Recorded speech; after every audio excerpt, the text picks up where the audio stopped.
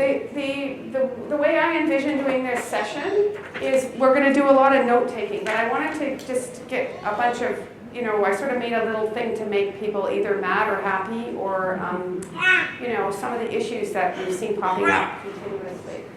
So the word peers in the title, we're seeing a bunch of terms used for the word peers, and so people who use drugs, PWUD, you'll see that title used interchangeably with peers, and now people with lived and living experience, PWLLE. So anyway, I just wanted to bring that up, so that can be part of what's discussed in this room, or whether everyone's just happy throwing them around interchangeably. So as a session, we're looking at a breakout session that's 2 hours long. We'll have a break in part of it, and then we'll, I envision a lot of discussions to take place and note-taking. So this is Mark Wilson. Did you introduce yourself? And Livingston, I forgot to say. And I'm working as the executive project coordinator, which is actually an unpaid position at the BCCSU Association of Drug War Survivors. So we finally cobbled a little bit of what we would call core funding and made an office so we could stop operating out of my living room. Much to the, my son is so happy to get, you're a hoarder, you collect paper. And he starts hugging paper around. Anyway, so let's, so this is from I spent a lot of time doing consumer input kind of topics because I have a child who's now 37 who has cerebral palsy and autism. And this goes on in every field of consumers. Who's representing and who is the voice of the patient? Why is the consumer important? Who's giving the feedback? How are people who need that feedback selecting those people? And if you think about it, anyone in the entire healthcare system, when it's most broadly put forward as somebody who uses the healthcare system, the people running the bloody healthcare system could say, no, we don't need consumer input, because after all, we use it too. So we understand. So the definition put forward by, I don't know, this is like 15 years old, was, and this isn't her, I stole her wording, was PWD, a person who uses drugs representative or peer, is not just any person who uses health services, that is or was a drug user. It's a person with lived experience, representative, is actively engaged in grassroots community-based work. And I then pulled out these issues, being many of the ones that are not looked at by healthcare providers, but are so important to understand how is it that we're managing to continue on with, I guess it's 4 deaths a day, or what, I mean, someone can correct me on this. Anyway, and I think, I mean, if there's going to be more conversation about that, the problem being, if somebody is now speaking for people who use drugs, even in the downtown east side, and they've got their disability, they're on maintenance programs, so they aren't necessarily, but probably still are, scoring stimulants or something while they're on their opiates. Like, who knows what goes on. But anyway, they've got social housing, and if you get PWD, it's like getting a master's degree in terms of finding people who use drugs are not able to get multiple barriers. Does everyone know what I'm talking about? These are levels of welfare. If you're on employment obligated, you're constantly harassed and cut off welfare if you can't prove that you're looking for work. And you'll just be shocked at the people that are considered employable. You just think they have whatever, don't get me going. So I'm just saying, these are some of the issues where if you, and in other places they used to call this creaming. You take people that are stable, easy to deal with, they have IDs, you get them on airplanes, and they are good people, and they make very, very good input, and they may not have a clue what's going on in the alley down the street in terms of the people who we might portray. There's a person who uses drugs all across this country, overrepresented with Indigenous people. They're released from prison. They may have gone to prison for even a non-crime, the non-payment of a debt that to the government, like a fine. And it takes quite a while, but a bench warrant is issued. All the people glaze over. The people who know what I'm talking about. Then you get arrested, charged, held in remand if you keep continuously not showing up for these court appearances. And you've basically, the phrase they use is failing to comply. Those people have almost never had representation on anything that's giving input to the system. And they can bring this very marginalized voice of people who I would say, are continue, as Dean used to say, they're doing life in 3-month bits. So they never, ever stop being in jail or under supervision in the community. They always fail the supervision order, which is failing to comply, and it's called a community sentence. We've got quite a bit of really good research on this, and my hopes over the years of writing many letters to many bureaucrats, and especially they made the Cowper report, they were supposed to act on it, then the Cowper report was updated, and then there was a yellow report or a green report or a white report. Anyway, on it went, and even right now I think there's an act 350 pages long that Wilson Raybould wrote, and it's in the Senate right now, and it's supposed to stop the requirement for the police to show up at your court appearance. So other people, if you're not cluing in, ask me later, but anyone who knows the system knows what I'm talking about. So what we've got is this horrible incentive for police to engage with extremely marginalized people who have poor health outcomes, who have not the means to get through yesterday, often have 26 foster homes, blah, blah, blah. You just couldn't find a more marginalized person. And what we've done is we've incentivized police to get overtime hours by constantly arresting and rearresting them, because if they don't show up at court, the cop does, and he gets overtime for it. Go ahead. One of the things that bothers me is the complete disconnect between, the complete disconnect between the management and those on the ground and police officers. We get this bullshit from the management and that we're not going to arrest our way out of this nonsense, they say. And they tell everybody at these sessions like this, we're not going to do that. Yet, you see them standing outside the fucking door at OPS ready to charge somebody for a single fucking rock of cocaine. It's bullshit. They shouldn't be a part of any of this. I just hate it when I go to meetings and we're talking about a healthcare thing and there's a cop at the meeting. What the fuck for? Do you tend to have I'm sorry, kids. I should be careful here. Anyways, sorry. Don't ever speak like me. But, I go to these meetings. Do they attend a heart transplant meetings? They don't. They are there to get information. Fuck us. And Dean will tell us how he really feels a little later. But I'm just bringing this up because I think it feeds into this idea of in terms of, are we getting anywhere? And if we're not, what are some of the blocks? And one of them might be this idea. So let's go to the next slide. So this is harassment by police. That's in the Vandu office, right in Vandu. The OPS is just right over here. And she has got a warrant for her arrest. Because there's this agreement that often gets made in our neighborhoods, and I don't know, you guys are from wherever you're from, but this thing called hot pursuit. Who knows what hot pursuit is? Yeah, so the cops will come in because they're running after somebody who's really done some serious crime. And when you're running an OPS, you go, yes, officer, yeah, and you let him come and do his hot pursuit. But there's an understanding that a warrant is not a grounds for a hot pursuit. You got plenty other time, get the hell out of here, pick them up later. And of course, we're questioning the idea of these warrants in the first place. What are they for? And so anyway, it might be one of the campaigns we do, because it would appear no one's going to take action on this, and Erica's somebody who can tell you how to take somebody, like if we do this as outreach, instead of going around going, do you need a needle? I know how to do Narcan. And you could say, do you have a warrant? Do you have conditions? Do you have conditions that you have to comply with, and they're impossible? Some of the judges are giving people conditions where they're not allowed to carry harm reduction supplies, which is increasing the spread of disease. They're not allowed to. Yeah. Oh, abstinence. Yeah. So anyway, I'm just saying that we need to think about this. But okay, let's go to the next slides. I'm trying to be as controversial as possible. I think it's working. People get red zone from their own hometown. Yes. Yep. Where all their supports are, and they do it. Okay. And so this, of course, is the overdose deaths. I don't know if they make these in the other town. This is a downtown east side thing where people make these memorials. I don't know if they do it. Who's in the town where they make these memorials when someone's been found? Oh yeah, okay, so it's common. Okay, so that's, of course, on the list of the problems. Go ahead.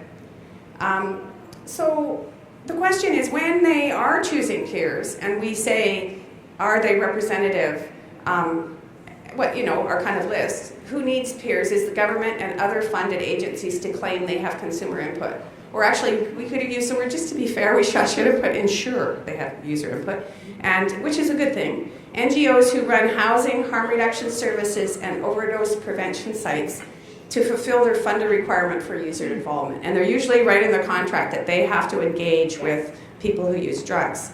So, I mean, if we're saying there's a difference between tokenizing drug user involvement and having real drug user involvement, and then the media likes to interview people who use drugs, and it's kind of like just wandering around, you know, do you ever shoot any? Don't. Come here. And you're good enough. You know, instead of having a sense of who it is they're speaking to and what kind of issues they're going to bring. So, and then researchers. And things have gotten a bit better, but we've written a manifesto for researchers. Anyway, in the day they used to come to the neighborhood, and they'd say, oh, and I was working at Van Du at the time, I'd say, just prepare yourself. The board is going to tear you to pieces. But just be very, very stoic, answer all their questions, keep being very polite, and then at the very end they'll say, yes. That's my prediction, unless you really are an asshole, and then they'll say no. But anyway, so you get a PhD? What do we get again? Huh? You can at least get us a computer? You know what I mean? So, and those were the really, and it's true, a computer is something for a drug user group to get from a researcher, just saying. And there's a number of them now. There used to be only the one we made, but there's a number of manifestos for working with researchers. I'm just, so I'm reading this. Yes. And I'm wondering, does every health authority, are they mandated to have peers involved or in paid positions at these kind of services? No, and what you'll find is, for instance, you have to get a hold of their contracts and look at the fine print, and you'll often then see. And how do we do that as drug user organizations? Whether we have to FOI them, I don't know, but that's one of the understandings why the BC Yukon Association of Drug Wear Survivors is so keen to make a network, right, that whoever, you know, that we develop these skills, so that there was a time in the downtown east side where we had $2 million given to deal with the AIDS epidemic. I was like, that's it. And $1 million of it went to bridge housing to get finished building, and then the other $1 million was supposed to be divided. And that was the only time I ever saw the name of the agency, the deliverable, and the amount of money they got. And it was given out to everyone in the room, and everybody in the room who wanted to part of that money got to see what everybody got, and the description of what they were supposed to be doing. We don't have a lot of transparency compared to that, like this. Oh, that was bizarre. I've never seen it since. You know, Ann took me to a conference in 2000. It was the Health Canada's conference on Hep C. And it was Hep C and drug use. There had to be 250 people there. I was the only drug user there. So now we come 19 years later, and we come here, and there's rooms full of drug users. But you know what? We still get squat. And what they get to do is say, well, we conferred with drug users. You didn't listen to us. You didn't act on what we did, but you get to say they conferred with us. And I think that in future, if we're attending something and they want to use the fact that they say, yes, we conferred with drug users, then they have to do what we said. Other than that, we were in attendance, and that's all. That's the danger of time. I'd just like to speak to Dean's point. I think it's comparable to the idea of duty to consult for First Nations people. And I'd also like to speak to, I'm practicing as a criminal defense attorney right now, and just scratching the surface with what you guys were talking about with regards to warrants and conditions. It seems like it's a huge industry just to revolve people. And I note that the conditions that are being put on people's warrants and whatnot are that they need to remain abstinent, and that's continuing even when it's fairly obvious that there's an addiction issue and what's going on. But I do note that there are some criminal defense attorneys that are calling the attention to judges for that and saying, look, you're just setting someone up to, again, be in front of you. And it is changing somewhat, but I just fully agree with what I'm seeing with regards to the police involving themselves, and I just wanted to just to confirm and to show my frustration around it as well, just being one little person that's trying to sort of figure out a way to start affecting change in that area. We'll need your card, just saying. Another great one is the condition is not to associate with known offenders. I don't think I know don't know a known non-offender. So what happens if, say the city that you live in gets funding, and part of that funding agreement is to engage drug users. So they end up breaking the contract. So how do we hold them accountable when they don't follow what the contract says between drug users and, say, the health authority or the city? Those are good questions. I mean, Pivot was started by myself and John Richardson to ensure that, there's drug user groups and then there's drug user groups with lawyers. Big difference. So that some of this stuff can be examined and say what is the best way, whether it's a human rights complaint or just to go to the media and expose the situation, especially if you can get a hold of the documents. So anyway, I just wanted to put this up here. It's from a fellow named John Zabel, and that's Jon. Anyway, it was so interesting. He did this slide stuff because the United States, he's in the United States, has 70,000 people who died just last year, and the previous year was, 50. So, and through the entire history of the Vietnam War, 58,000 Americans died over, 10 or 15, however long that war went on. Anyway, I'm just saying, so this was a very interesting thing that he put forward because there's a lot of hesitance to talk about this. And the reason this is, I don't know if I have to read it, everyone's read it? Anyone can't see? Anyway, this idea that they're scammers and this sort of, it's a very Hollywood stereotype. You see it all the time. Every Adam 12, no one remembers Adam 12. I don't know. All those shows, they'd always show that the rat was this sleazy junkie and they'd always kind of slam, and he was always the informant for, who's the handsome Carter guy? What was it? Anyway, every TV show with a cop in it always had that stereotype. And then and the problem with that stereotype, I just want to say, is drug users believe it too. So from time to time, and you get a very strange, anyway. So he puts forward that this is just as damaging. That drug users are oppressed and vulnerable people whose insights are automatically worthy of attention and credibility. So he claims, so let's go to the next slide, which he says is actually the truth. In reality, people who use drugs as a drug exhibit the same diversity of moral and behavioral characteristics as any other human population. And he picks on social workers. I thought that maybe that's who he was presenting to. But it's true with social workers. Oh my God, anyone who's dealt with social, I'm just saying. Okay, there are some that are mean and some that are pleasant, some that are selfish, some that are altruistic, some that are clever and some less so. Some we want to hire and others who never would. So his whole presentation was about, it's got a lot of history in it. So let's go, I don't know if I put it in next. So this is also Johnny Zabel. So what he's pointing out, something that I never considered. And we get in this funny thing where we work our guts out, we're in alleys, we're working for free because we're saving lives, and we know that the civil disobedience is causing a crisis at some level of government where they realize they better legalize OPSs because we're not shutting down, the police aren't going to arrest us, so it's a kind of dilemma. And there's also media coverage. So harm reduction's evolution from a grassroots movement to an industry can be seen as a welcomed progression, and I never thought of it that way. Usually when the big NGO comes in and turns all the drug users into clients rather than civil disobedience activists, you know what I mean? There's a kind of much more powerful image than being a client, that this is a bad thing. But he says this is exactly what we want, not necessarily to be not client-centered, but we're forcing them to put a service in place that they were refusing to do because it was too controversial. So it's a victory. And then during this evolution, however, many of the critical components that define harm get sidelines for moral and political reasons, and he goes into those next. So from grassroots, and I've just put the heading again to remind me it's the same, he had it all crammed on one slide, it's hard to read. Sorry, and then there's 3 slides altogether.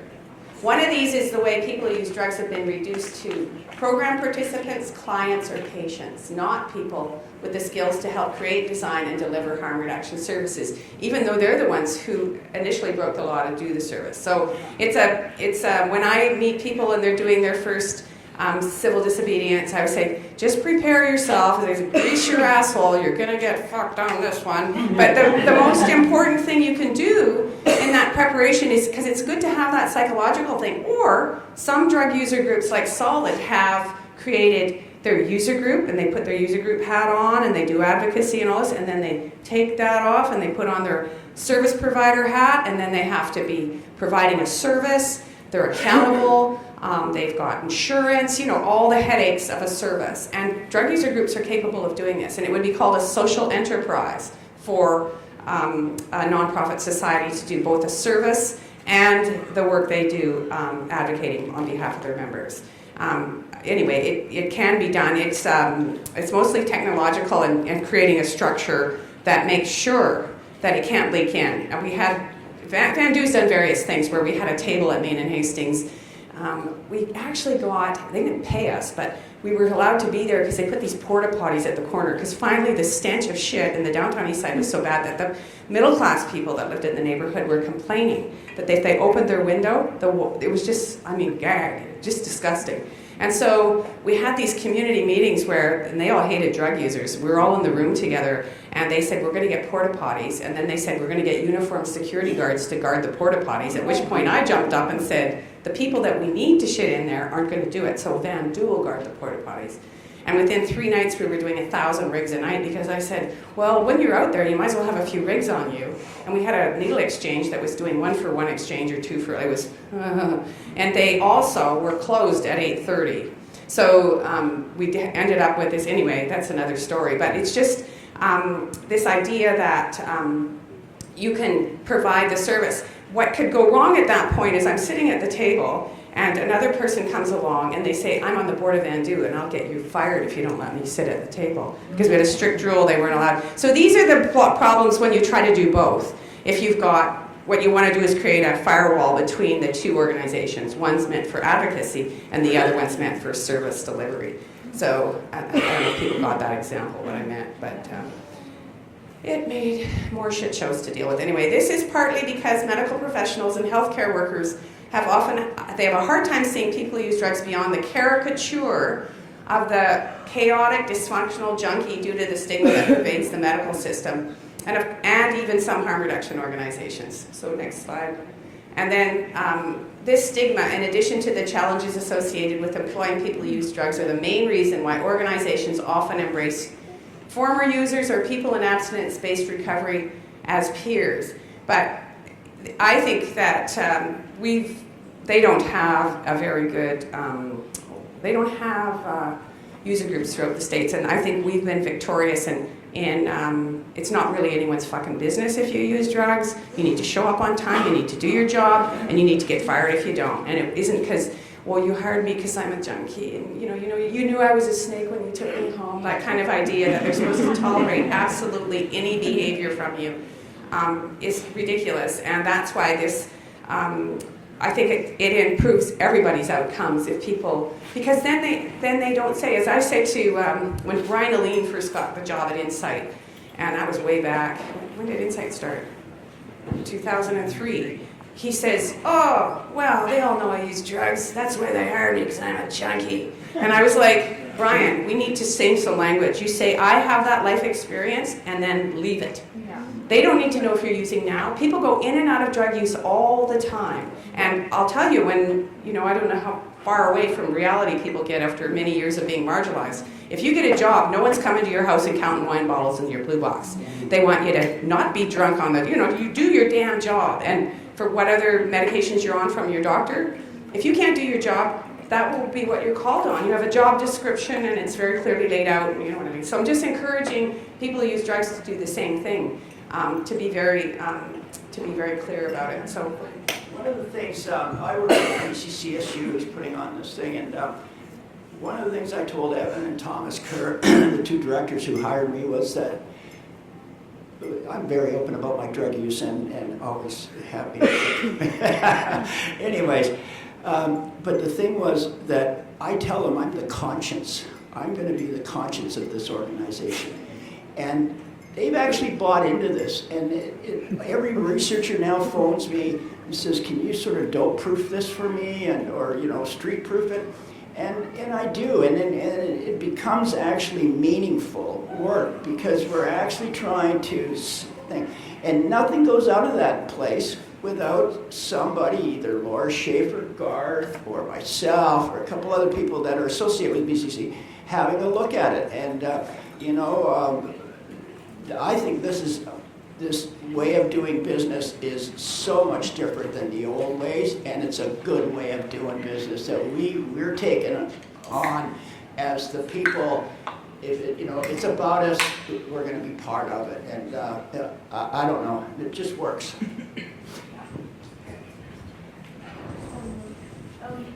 I've been for years working with the Health Authority and different organizations like BC Housing, trying to assist people. And then being here at this conference, it's just like the underlying thing is always stigma. Why are we having to fight so hard for so many years just to get equal footing? It's so weird. It's like as soon as you say drug user, that trumps person. Yeah. It's like, and it's just so frustrating. And I love Dean's idea that actually, I'm like, just to take it out of the box a little further, the idea of PUW, whatever, I think that might, like, that's again a label that sort of separates you out. So I'm not sure, and I'm actually, I can say in recovery myself and everything else, but I think it's like I love the idea that Dean's saying, no, I'm the person who is the conscience, not the drug user. Like, it's just so off, right? That we have to, for so many years, fight so hard just to have an equal footing seat at the table to help people. And that particular label holds so much weight. Well, it's an evolution from, so I just wanted to remind people that there was a gay men's liberation movement, and they chose the word gay at some point. And you'll meet old-time homosexual men who do not like the term gay, and they think it's a derogatory term. Anyway, I'm just saying, one of the things that's been really interesting watching this liberation movement of people who use drugs is whether they're going to choose a word. And it's going to be their word. And Bud Osborne used to always, he liked dope fiend. I have no idea. I think it's a very American East Coast thing. So anyway. Oh yeah, I use that. Yeah. You use it too, yeah. I like it too. It's like a 90s thing. Yeah, I think I definitely delivered for Bud, but I think he like brought it back from the 50s. Well, they used to call heroin like horse and shit like that. Yeah. No, we shouldn't use labels, period. Well, the thing is, I think that, and Erica, person with lived and living experience is pretty vague. And it allows for, because here's the other problem. We get people these positions as peers, in a sense, or, whatever, persons with lived experience. And if they go into a union organization, any person in the union can bump them from their job. Yeah. So it was a really interesting thing because we were trying to protect them, to say, no, it's not safe to run an injection site without people with lived experience there. Because frankly, people walk in and their fucking spidey sense goes off. That guy's violent, I know that guy, that's a beef from the street. And they just see it instantly. And the workers there all kind of go, did you wash your hands? You know what I mean? They have no fucking idea what's going on. So it's a real safety issue in terms of you need them there and they need a job description. What was really horrible was that when they first started those positions, which let's just say, they went to Open Insight. And Mark Townsend's sort of clever in his weird meanness. What they did is they used the entire budget up and there was no positions for peers. And I was like, we gave up all our evenings and weekends for 10 years to get an injection site, and now you're not having any people with lived experience on site. So we said, if you don't get positions for us, we're picketing opening day. Is that clear enough? And we were going to do it. So they scrambled and got the chill room positions, which still exist today. And then after a few years, they came to me, and Brian came to me and said he wanted to organize a union because they couldn't get in the union. They couldn't get parity with union wages. And they were having trouble because their income tax wasn't deducted off, so they get these huge bills from income tax, and their MSP wasn't covered because it wasn't being deducted and paid on. So they were just in a mess. So we held the meetings, but the other workers wouldn't come because they were afraid they'd get fired. Just saying, it's an interesting atmosphere. But we did negotiate it. We put enough pressure on so that they got at least parity. They were watching the other workers get raises, and they were training them. You know what I mean? Like it's frustrating. Like in Victoria, like you work with Lookout with Solid and like easy paramedics and stuff like that, and like we do better jobs than the harm reduction Lookout workers, and we're just peers, right? Yeah. Like why don't we why are we not like? It's frustrating when they don't really. We do a better job than they do. That's going to go on our actions. We've had an action down for quite a while now, and that's again one of the issues that's constantly repeated everywhere. Can I come later? Okay. Oh, my right? Not in the way I wanted to. That wasn't. So part of this, and this is a real big concern to me, and I think that we have to keep talking about this, and I have it around exploitation, tokenism, right, and strength-based allyship, and what we really mean about if we're working with people who've lived and living experience and around, if we're doing the work, we don't keep them in a cycle of distress. We don't put them into a place where you can't grow, you know, or have opportunity, and that's a big concern because that's actually like this poverty pimping cycle where it keeps people in a place. Harm reduction should never be about, we should all be wanting to work ourselves out of the job at that level, right? And so to be really, really aware of that and be aware of how you're treated, how you're involved, and then having a place like BC Yukon Drug War Survivors, a provincial group, to be able, if you're isolated or alone and embedded in a service, like you are, and for many of us, because some are involved in organized drug user groups, and some of us are isolated, embedded in a service without any supports, without connection, and so having that piece to have an oversight of like, hey, I'm scared, I can lose my, having an opportunity and identity and purpose and all, that's huge, and we'll get into a place where we're scared to lose our jobs, and we actually become in a very, very vulnerable position, again, with power dynamics. And so people will, you know, I don't want to speak up because I'm going to lose my job. I don't want to, you know, say that I'm being, you know, exploited or tokenized, or and I don't have anything because we don't have a lot of supports in place. So again, these are really important, and I think the more we talk about it openly, it also lets people know we know what this shit is, right? We know what's being done to us. So making people aware of that. But I just wanted to put that out. Okay, so this was, there's two parts to this, and it's just, for people who are running user groups, there's a kind of easy, you'll find it all over the world. There's an international network of people who use drugs. You can go to England and talk to Matt Southwell and say, Matt, you're from Bath, or wherever he's from, where do you go score? Where's all the drug users in Bath? And he might say, I don't know. I do international work, and I'm a paid consultant, and I get $1,000 a day. And so he's a person who uses drugs, he's a drug user activist, and there is a role for him. But we need to know there's all these different kinds of drug user activists. And, I mean, he knows all about dope. Just if you wait long enough at a conference, you'll see him and you go, he's not posing. Anyway, so the next slide. Loss of connection, right? Loss of connection. Well, he might have done it on purpose. Some people don't suffer fools gladly, and they want to be consultants. But, you know, you could start your own consulting business. And I think that at one point we created the Vandu Empowerment Consultants because of that exactly. You know, we're going off to these, we're like this, oh, they're paying for our flights and our hotel rooms. We get in the room and everyone in there is on these fucking 6-figure incomes.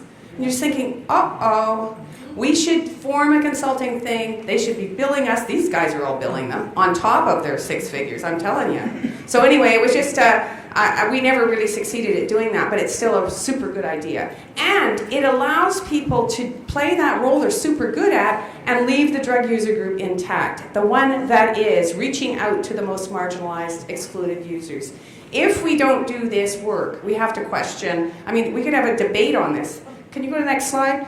So the other half of that is we can trust that when we reach out with all our energy to advocate for those at the margins of our groups, we will discover that petty disagreements, oops, it's supposed to say disagreements, fruitless debates, and paralyzing rivalries will recede and gradually vanish. User group members will be renewed when our attention shifts from ourselves to those who need our care. The blessing of our user group comes to us through our difficult members. The remarkable experience of those who reach out to our abandoned street-involved members is that, in the end, they give us more than they receive. They give us hope. And I tried to warn people about this yesterday, that if you don't keep your ear to the ground and keep that kind of, and it's tough work, you know, like there's people who use drugs, who stop using drugs just to get away from those other assholes. Just, you know, honestly, they've just had enough. I don't even know if it's the addiction that they're getting away from. So everyone has their own, you know, other people, they just can't stand being broke anymore. Like everyone has their very own individual thing. So the kind of people that are going to run user groups and do this kind of work need to suffer fools gladly. I don't know if people know what that means. You just have to let stuff go by. That guy's screaming at me, but I'm pretty sure he had a bad day. I'm pretty sure he had a bad decade. Like, and just be able to have that kind of, oh, after all I've done for you, fuck you, I quit. You know, that is not necessarily what you want. You want to have this emotional maturity or whatever they call it. There's a bunch of names for it, but anyway. So I just wanted to point this out about there's all different kinds of user groups, and there's a role for them, but they need to be constructed in a way that they're not accidentally being total snobs. We've got, like, honest to God, where was I? The very first harm reduction conference ever held was in Oakland, and these users came from Toronto, and they were, I don't associate with those junkies, blah, blah, blah. I just go down there to score and get the hell out of there. And think she was getting a master's degree, but someone had studied her to do their PhD, and then she pulled in, she was a perfectly fine woman. I'm pretty sure, I don't know if she's alive or dead or whatever, but to really have an understanding that that's a very different kind of user activism, because she really was getting she was going to university, but they did this presentation, and I was kind of startled because we had an illegal injection site in '96 in an alley, and I almost hitchhiked to Oakland. I managed to get down there. Just a hot tip, if you ever go into a conference and you haven't registered, you walk in like this and you go to the registration desk. I'm coming to this conference and I don't have any money. Could I please leave my bag under the registration table? And can someone announce that I need a place to sleep tonight? It worked. Anyway, I don't know if it'll still work. And maybe it works because you're really pretty and young. I have no idea, but go ahead to the next one. So this, I don't know if we need to go through it. Maybe, show the next one. I should have put it first. So this is Bud Osborne, who's a co-founder of Vandu. And he had this way, so just make sure that we understand, as people who are organizing, that the arts and poetry and music are so important for the communication of this cry of anguish of people. And as I've just pointed out, those people, often the most marginalized people. And in the day, I could go to a meeting and say, I organize drug users, and I'm very saint-like, and I'm a very nice person, and I'm very smart. And people can be, impressed. But I bring someone who says, I got my children apprehended, I got, all these things to them. The whole room starts to cry, because their voice is really the voice that moves things. Not, I'm so clever, I organized, you know what I mean? So, and I still think my voice is good, just saying. But I'm just saying, the very essence of all of us, as we become more privileged, even if someone with lived experience is running something, that they constantly reach back for this thing. So Bud wrote this poem, and it was kind of a description. A meeting was held in a corner of a park, and from that meeting, a drug user organization got its start. A place to speak our grief, our cruel blues, our suffered truth. 100 users in a room, 100 Saturdays, which is the history of Vandu. We had meetings in, Bud, we should get Dean to talk about that anyway. The word, at first, they just think you're Christians or crazy or cops. And then they start to realize that you're serious and you really want to record their issues and do this whole process and start to take action. Because as Garth pointed out yesterday, the tiniest, stupidest motherfucking thing is they switched from methadone to methadose, and the activism's been going on for 3 years, 4 years? 5 years, and no one will move on it, and it's a source of what? Probably, I don't know, how many deaths a year? Half the overdoses? I don't know, we don't know. Hundreds and hundreds of people on methadone have lost their lives that were on methadone that moved to methadose. And there seems to be no, I think that what we got, oh my God, that was my phone. Anyway, it's this idea that a unified voice that's a cry of anguish is a very, very powerful thing. And Bud did go, I drove him there, I know, he went to hundreds and hundreds of churches to read these poems. And there's recordings of his old stuff. I haven't put them up anywhere, but he has a page. And what was so interesting is he's trying to capture, because he had this lived experience, this kind of anguish. And there's also this sort of stark kind of beauty in his, and that's what Hawkfeather, where is she? Anyway, Hawkfeather's someone who's doing art for us now. But really keep your eye out for this and really encourage this, because the statistics and the graphs and the moralizing and the cost saving and the, all these things are there, but when someone else can speak, it hits people's brains in another way and just melts a lot of resistance to doing something. So anyway, we had 100 people in every Saturday for 100 Saturdays in a row. If it fell on Christmas, we held the meeting anyway. Anyway, so, and, okay, let's go to the next one. I think people have read it, and that's Bud. And then you can criminalize our pain. You can, this is like he's trying to make a kind of a chant for the solutions and a warning to people who aren't part of the drug using community that their lives are going to be hurt by not doing anything about this either. We are somebody. You can terrorize us with hate, demonize us with lies, lock us up, tear us down. You can drive us out of town. I don't know if people remember those sunlight tours or whatever. Anyway, starlight tours. So we are somebody, and you can't be who you ought to be if we aren't who we ought to be. Nobody can be anybody all by themselves. So whether you deny it or whether you embrace it, we are each other's only brothers and sisters. We are each other's only chance for a life in common, a real beauty. We are all each other has. We are all somebody. Okay, is there more? I can't remember what I put in there. That's Bud giving a speech. And so we were, I don't know if we should take a break now. What time is it? Because they got, I know that people are going to be moving their stuff because it's noon checkout, Okay. so just in case. So I know I have to when we come back, I was hoping, if that's, unless I'll take any suggestions from the floor, come up and tell me. But what I was thinking might be really productive. What I want to warn people is there's a room like this going on, Mom Stop the Harms next door. There's another room with recovery people. And we're all coming together from 2 to 4 into one big room. So this is the time to think about how are we going to talk to recovery people and get them involved in our campaign? How are we going to talk to moms with children who are either active users or are dead? How are we going to enroll them in our campaign? And how are we going to be really effective? Because this is the voice that works. I've never seen anything change because, oh, the deputy minister met with me and I wore heels and lipstick and I was really smart and then I said this and there was all this evidence and all these studies, because I'm telling you there's so much evidence and studies to prove they should be doing heroin prescription and they're not doing it at all. So I'm just saying we need to know who we are in this, and the power really does lie with these unified campaigns as far as I can tell. And you know, 25 years of experience, I'm warning you. It's kind of good news, it's kind of bad news. You got a lot of work to do. Safe supply came up with something that needs to be talked about.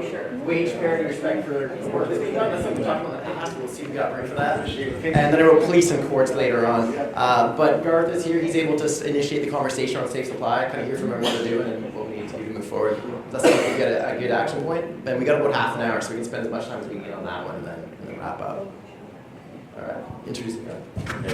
Hi. Over here. All right. Sure. This is what we're doing. I'm doing it. Hey, listen, back off, lady. I got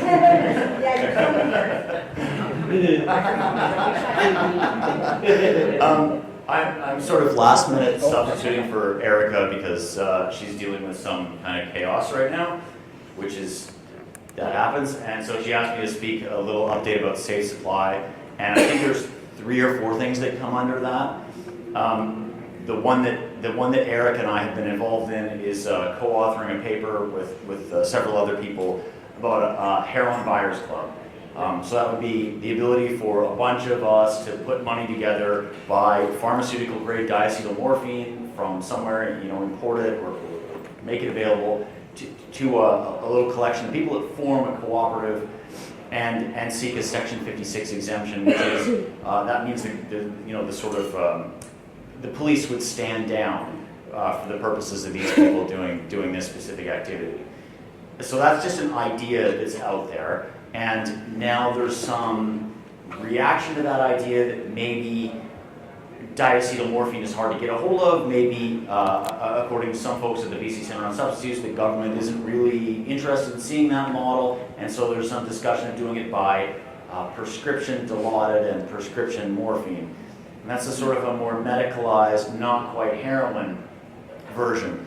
And so you can see there's 2 ideas right there. And then there's also some in-practice things right now, like Dr. Christy Sutherland has a clinic where you can go in and shoot Dilaudid by prescription. It's a relatively open prescription, so it's not see the doctor all the time. It's relatively easy to do, I guess, once you get on. It's it's not a certain appointment, and but that's a small amount of people. That's about 50.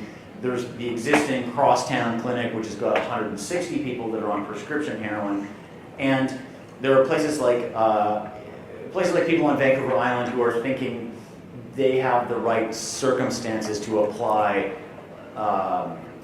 something like what I was talking about before, like a co-op model to their group and their situation. And I'm sure there's some that I'm forgetting. And in all that mix, there are different people who use the word safe supply, like drug user activists, government people. We all probably mean something different by it. And there are places that are outside of big cities that are desperately wanting to do that. And then I'm sure that I've missed some examples too. But you can see it's this emerging idea, and there's a bit of momentum around it. So it might be good to have the discussion here about what we mean by it and what we want, and then when we go to the meeting at 2 with the moms and the recovery people, that might be a good opportunity to say, hey, let's build a coalition together or a campaign around safe supply and really fight for that. Because, I mean, in my mind, safe supply is the only thing that gets us out of the overdose crisis, right? What's killing us is contaminated drugs. What will save us is non-contaminated, clean, safe drugs. And for this crisis, this is the overdose prevention site. This is the safe injection site. This is sort of the insight fight of the next chapter of this crisis. And I think that's what we got to have. So that there's a few models, there's legal ways to do it, and then there's also sort of underground ways that people are doing it right now. And I won't shed the light on that because people are putting themselves in risky legal positions, but that is also occurring right now as buyers clubs have during the height of the HIV crisis in the 80s when people were trying to access meds for that sort of thing. People would illegally obtain them and get together on that too. So there's a bunch of ideas, and maybe if somebody wants to facilitate a discussion on this. I'd just like to ask a question. That lady that you mentioned earlier, whereabouts is she located? That's Dr. Christy Sutherland. That's downtown east side. In the Naomi building? Mobs. Molson Clinic. Sorry, it's like right. It's spitting distance from Main and Hastings, basically. Behind the barn. Yeah. Okay. Carnegie Alley. Yeah, the bill contact center. So. Yeah.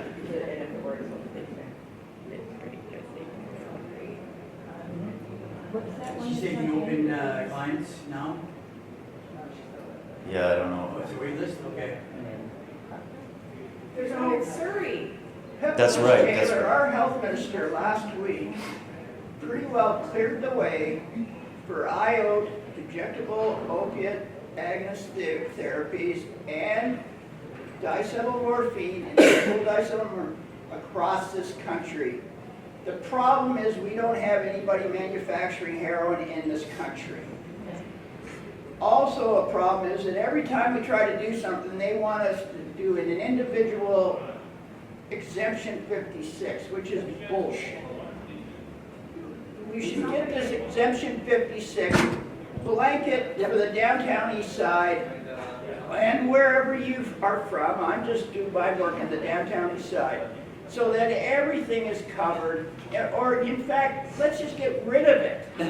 And this would even be better because the health minister has already stated that both iode and diacetylmorphine are perfectly good responses to this crisis, period.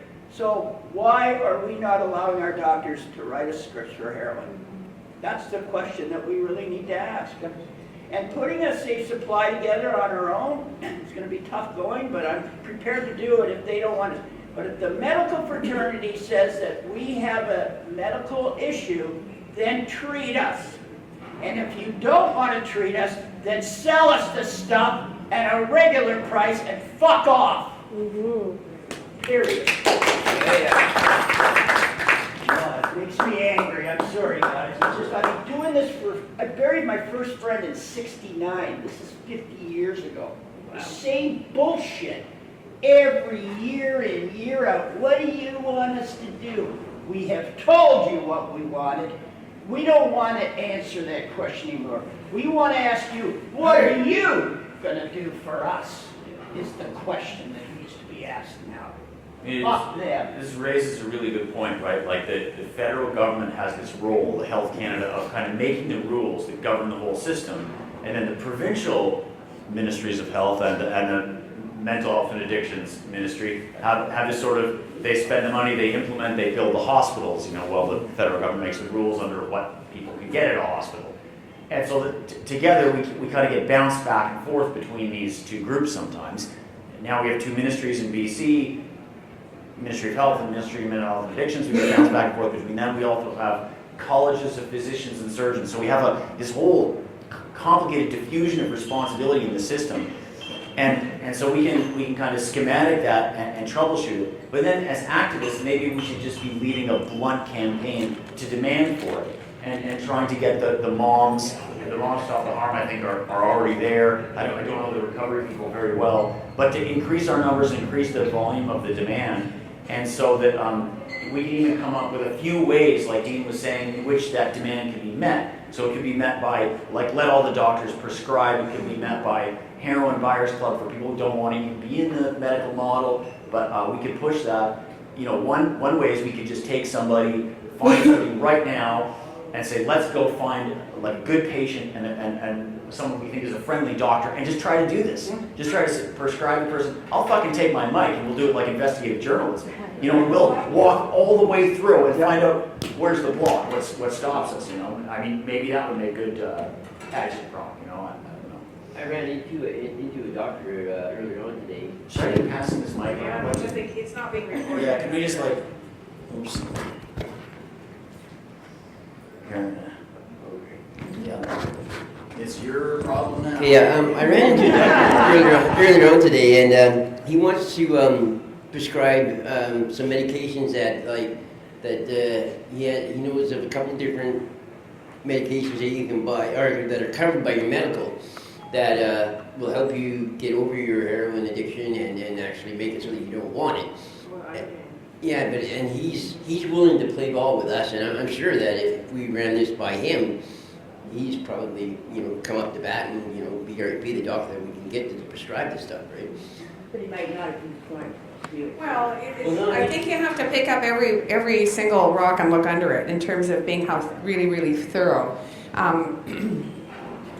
I don't know if the abortion campaign is one. It's one I'm familiar with. I was probably 12 or something, and my mom was doing illegal abortion counseling, and our phone was tapped. And my mother is a saint. Like, honestly, she didn't swear ever. Like, she was just, I can't describe how straight she was. But people were pulled into doing it. And if you analyze that campaign, it was a lot of civil disobedience. Doctors were doing what they needed to do for women to keep them safe because women were being found dead. It was a similar kind of thing. It was death. And or disability. I've met women who had illegal abortions. The strategy was to get yourself an infection, and then they had to give you an abortion at the hospital. But a lot of women lost their uteruses and were never able to have children. And it's this huge, huge problem. Anyway, it was massive, and it was 50% of the population. If you look at the way the results or the outcome, there is no criminal code for abortion any longer. It's completely pulled from the criminal code, and that was the solution. But they went through stages where you had to go before 3 doctors and convince them, and they say yay or nay, which is nuts. But it was considered an erosion of an administrative process, and you keep taking them back to court. Eventually, there was a hero doctor, and he went to every single province. Well, every single province he went to, abortion's legal. And the provinces he didn't go to this day, you still can't get an abortion. I think it's PEI in New Brunswick. And he was jailed, and he just took it on. And he did it, for whatever reason he did it. It would be great if we found that physician who would do a similar. Yes, it is, Mr. Morgenthau. So and it's everyone has a, murdered fetus kind of tone to the whole thing. But I'm just saying, as a campaign, it was something I lived through. And I think that we need to be really realistic about our campaigns and talk about 1 year, 5 year, 10 year, like where are we going? How will we persist? How are we going to keep our stamina together as we go through this? Because we had an overdose crisis. They wouldn't call it a public health emergency in the 90s, but the per capita death rate of overdoses was only reached in 2016. The peak we had in 95, I believe it was, or 93 or something. Anyway, I'm just saying. And my first question, standing freezing in that fucking alley with those tents was, are we going to do this again when I'm in my 80s? Because I'm in my 60s now and I did it when I was in my 40s, and I don't think it's appropriate. I think that we owe it to ourselves and the people coming after us to make real advances. You know, when I first sued the government to legalize incite, and we won after, we won in the BC Supreme Court, then we won in the Appellate Court, then we won in the Supreme Court of Canada. I was really overjoyed, and I thought that we had got somewhere. But now that when I hear the minister yesterday say, well, we now fund 25 OPSs and SISs, I think it shows just a complete failure. That's not what we need. We don't need a bunch of Band-Aids for a fucking sucking chest wound. We need something that actually stops the epidemic. They're very good places. It's an excellent way to deliver primary care to those entrenched on the streets, for those that are very poor, for those that are homeless. But that's a different thing. That's what OPSs should be good at, and they are good at. But for saving our lives from the overdose, they are a sign that we are not doing what's really needed. And I actually, when I heard, oh, well, it's 25 now, I just felt horrible inside yesterday. I thought, why did I ever even go to court? We should never have had these. We should have just fought from then. And they keep calling it a war on drugs, and I'm getting to the point where maybe that's what's needed here, is that we need to fight back somehow. And I'm not advocating you going out and killing no cops or any bullshit like that, but at some point, we need to fight back, and we need to fight back in a lot harder sense than we're doing with just talking. Yep. Yes. Can I just say, one of the biggest blocks that I see in the system is this business of supervision, and the fact that we cannot receive anything essentially without being supervised just beyond the point of privacy or anything like that. I mean, I can't believe how difficult it is to get clean injectable drugs to people in our area, because there is no one there that's prepared to do it. But because it has to be supervised, because no one's prepared to trust us. Well, I'm sorry, if you had a supply that was available to everyone who needed it, everyone who could demonstrate that they were heroin users, and through a buyer's club or something, we would have a solution. But whilst we insist on putting layers and layers of supervision onto things, we're never going to get forward, because there's never going to be the money to do that. So please help me and help everyone to combat what I think is one of the most insidious parts of the treatment system, is the supervision. Also, the fact that people's carries are removed for a single hot urine. I mean, it's like it's radioactive or something like that. I mean, it really is something that appalled me when I returned to Canada after 40 years of absence. 40 years in which I couldn't get any help in Canada, because in '77 there was absolutely fuck all. So, I came back and I saw this supervised system that was supposed to be so advanced, and compared to America and some of the other parts of North America, it is. But the supervision issue has to be confronted, because it's an issue that I think kills, because it stops progress. Thank you. A quick comment just on the legal part of it. I mean, it's a weird problem we've got, because everyone knows they can do this. You can find a supply in the black market, you can get it checked, that we have drug checking opportunities. It's not a hard thing to do, it's just the legal part and how you can do it together. So I see I was talking to some lawyers back in town, and there's two routes that were kind of pointed out. I mean, one is, do you seek a ministerial order? Like, we got a ministerial, it was proved that the feds don't matter, because the province can make a ministerial order for overdose prevention sites, and they work better than the federal versions of supervised consumption. So, I mean, what would it mean to ask for that at the provincial level and just move on it? They recognize safe supplies used is needed, and we can all move forward on that. So I mean, that's one line. Another line, it sounded to me like if we can find a law firm that's willing to take it on as a federal court challenge, they can take it on as a right to life issue, charter issue, which is the feds, through the rule criminalization of drug use, are making people die. And they put that forward at the same time as we start our service, and you can't shut you down. And so you're covered blanket across the province to provide that service together. So I think there's unity there if we can put it together. So I mean, those are two routes that can maybe pursue at the same time. If we want to go all in as a provincial drug supervision approach. So I mean, that's just what I've learned so far on this, just on the board piece. So that's just want to put that out there as options.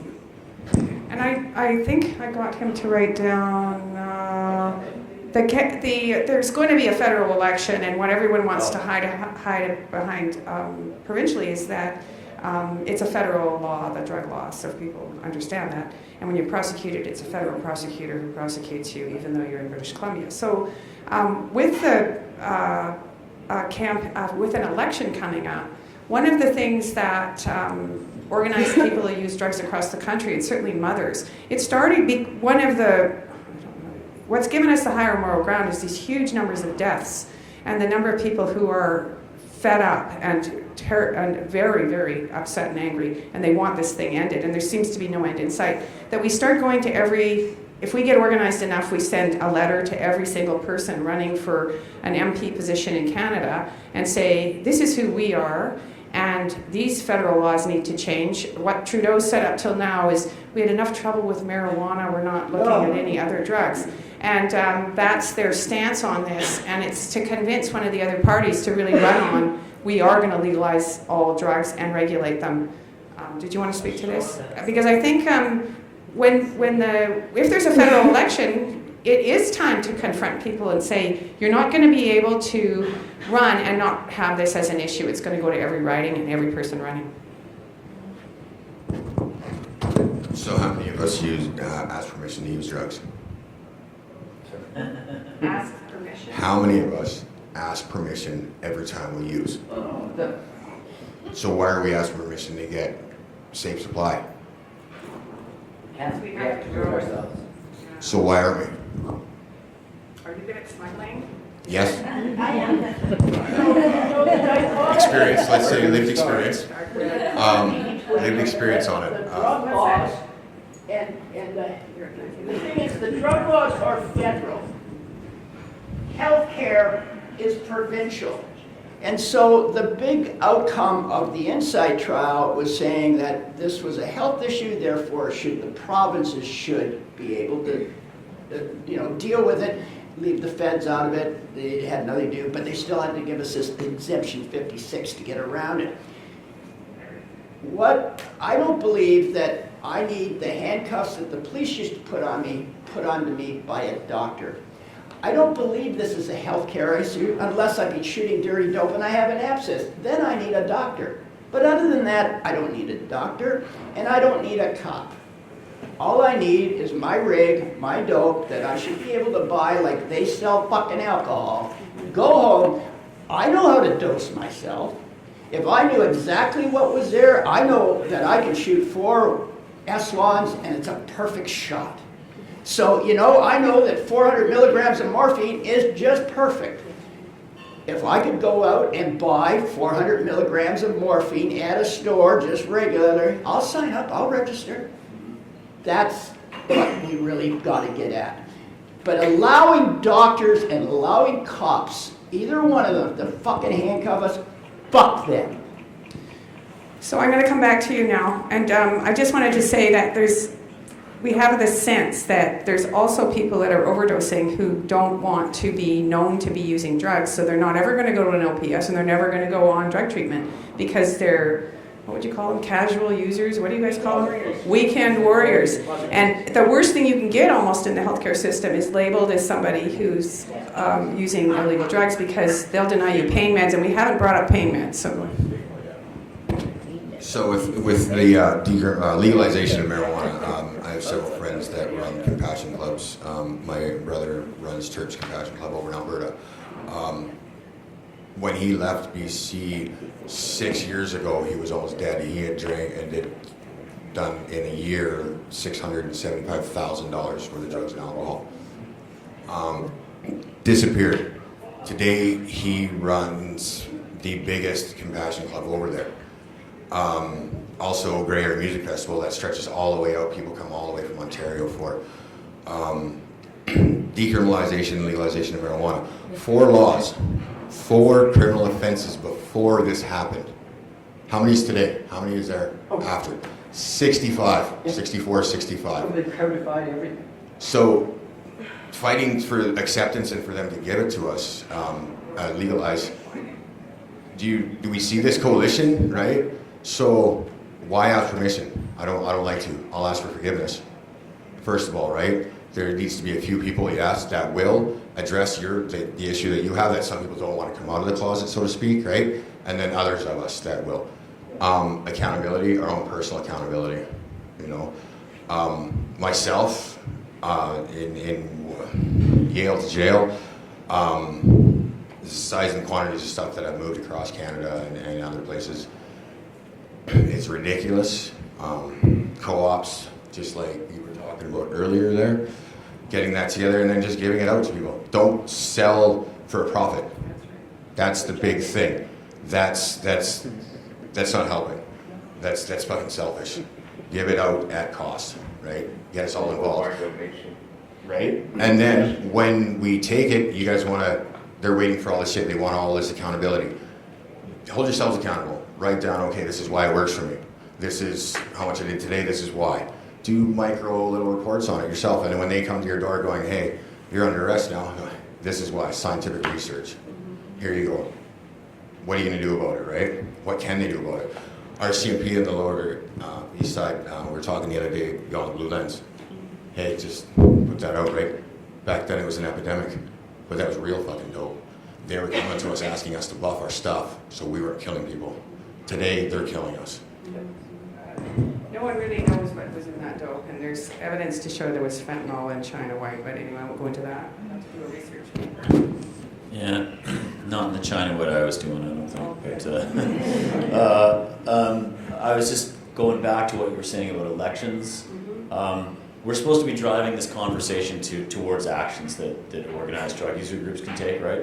And that we can kind of try and convince the people at 2 o'clock, the recovery people and the moms.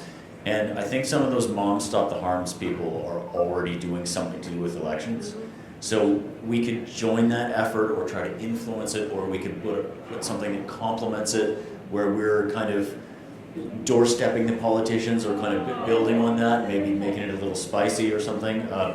Maybe we should bring that to them. And it sounds also like there's kind of some ideas in the room that are split between let's do it now ourselves, like what you're saying, Sean, and the let's try to challenge the whole law and overthrow the whole legal basis for the drug war. And we could probably pursue both, right? Because one's a shorter term and one's a longer term. But in the shorter term, that means we could be some people facing arrest, you know? And so we could ask those other 2 groups, the recovery people and the moms, will you participate in like a legal defense fund with us or something? Money always helps, but also getting a bunch of kind of more respectable moms on the side of people to stand up in court or to do whatever, that might be helpful. So I'm just trying to think of the things that we're going to ask at 2 o'clock. I think that's good. That's a great one, and it works. You pack a courtroom with sympathetic people, and the judge takes note. Well, I think if we could view this as kind of brainstorming, so we put everything up and then we can explore what's going to work. I've got her and then you, Morgan. Oh, sorry. Can you back up a bit and go back to like the safe supply? Sort of go down. Sorry, but I think that we can take action, try and think, like you were saying, take action on actually all of them. Can you back up just a little bit more so I'm visual, sorry. Yeah, under safe supply and then I'll work. So like all 3 of those ideas are great. I think they're great. We can like the co-op thing I think is a great idea. We could, try and do both and see, because I think the co-op would work better in that aspect. I'm looking for, and then with the safe supply, I think that having actually trying to build a relationship with a doctor is a great idea. I think that actually I know from experience catching, like, I worked with the doctors in their, what's that called?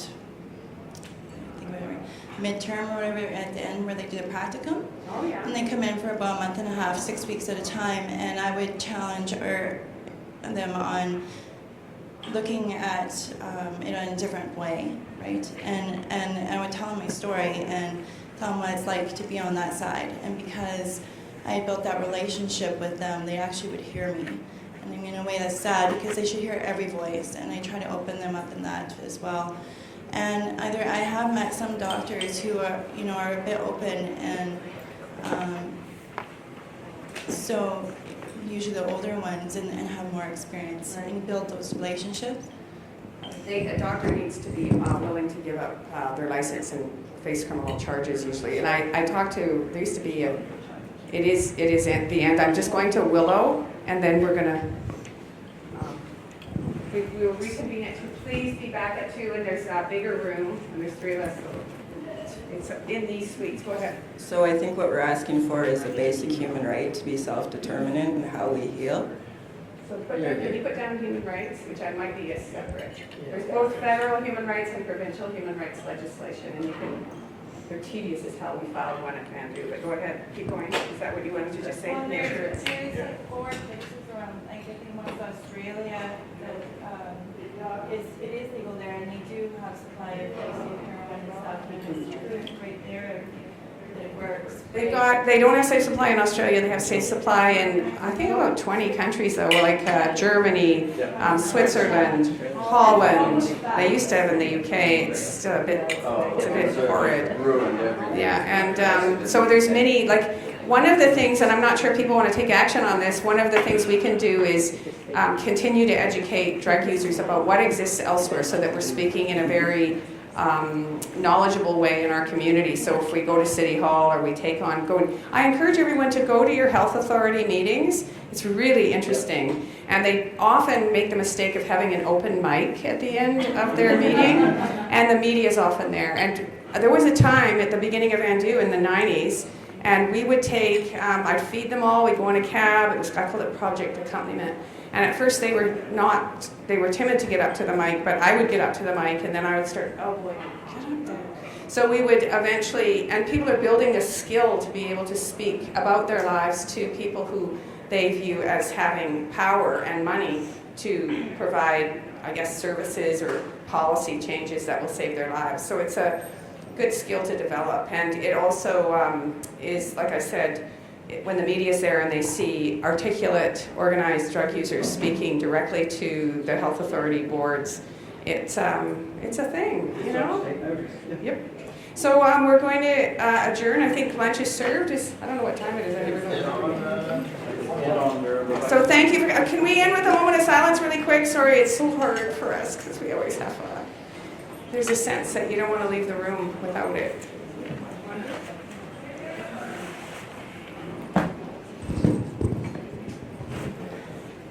Okay, we always have a moment of silence for the people that have gone to the fentanalities. There's been lots too many. I'm going to dedicate this one to my dad and Therese. And if there's anybody else who can say their names now.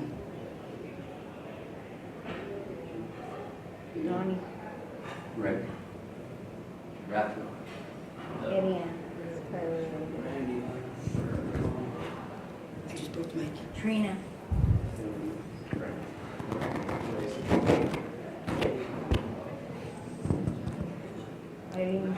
May this moment be for them and many more.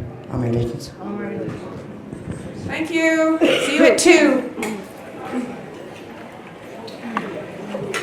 I'm going to put these notes up probably on the BC Yukon Association of Drug War Survivor website. Look under notes or Facebook page. I'm doing everything on Facebook. I don't.